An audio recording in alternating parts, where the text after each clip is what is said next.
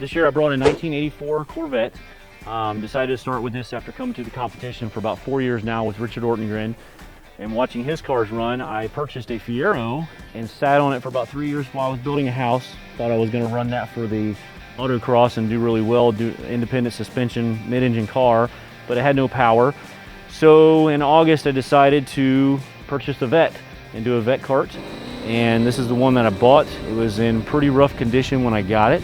It had some mechanical issues we had to go through, and new fuel pump, rotor button, fuel system was all clogged up, had to redo the injectors and clean those, and then basically cut the car apart down to what you see now, pretty much with a Sawzall and a die grinder.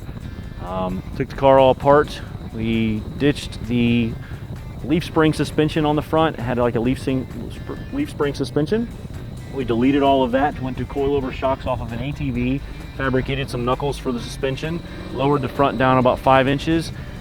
We did some extended bolts on the back to lower the back down. We got probably about another 5 inches out of the rear end, lowering it down. Fabricated a half of a little roll cage on the back. Richard and I, he mainly, we had to build some scales. So we weighed the front of the car by putting some scales together and making some weights to hold the front of the car, like we kind of hung it to see how much weight was on the front of the car. It didn't tell how much weight we could get away with shocks, so we ordered some shocks that had about the same poundage. They said they would support 1,200 pounds for the pair. So we kind of went with it, stuck them in there. We had to adjust them a little bit, but they're pretty much, there's some travel there. There's not a lot. The hard part was taking the factory A-arm. We had to get inside of it and notch out the plate. And then we took actually, the knuckle in it is actually a electrical connector.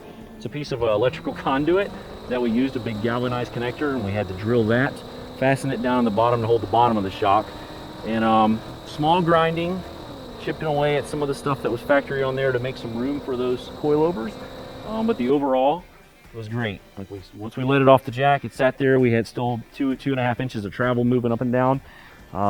So that was actually probably one of the hardest things that we did on the car, I would say it is, was getting them shocks to work on the front and playing with the same thing on the back. It has the same one on the back, but we were able to do the bolts, play with the camber to get the right camber, so we were getting as much contact to the pavement as we could get. Okay, I've never autocrossed before, so my first run was an ultimate disaster. I ended up backwards in the track. So my biggest takeaway here is to go practice some autocross. So I'm going to find some local autocross events, do some more autocrossing. I'd never done it. When I came here, I've only watched. So I was really thrilled about the autocross side. I definitely want to do more of that. I got good at probably about my 4th try at it. I figured out how the cones worked, and I was able to start getting the handle of it.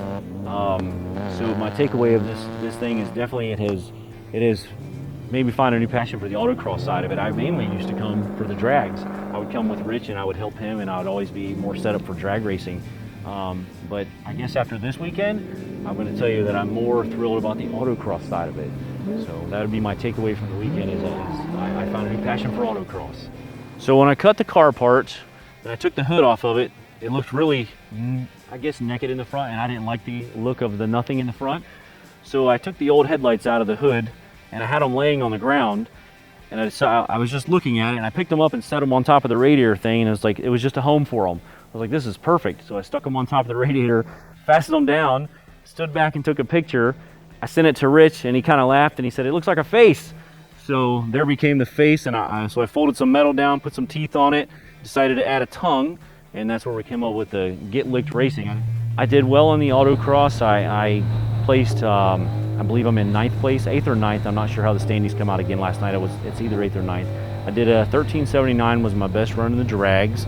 I don't know what place I'm in that. I didn't look at it today to see the update, but it's decent for what's done to it. I only ended up in the budget for a little over $1,000, so I do plan to bring the car back next year, and hopefully I can take that money that's left in the budget and put some into the mechanical side of it and get some more power out of the car and bring something back a lot faster for next year. I guess concept is there now I just need power.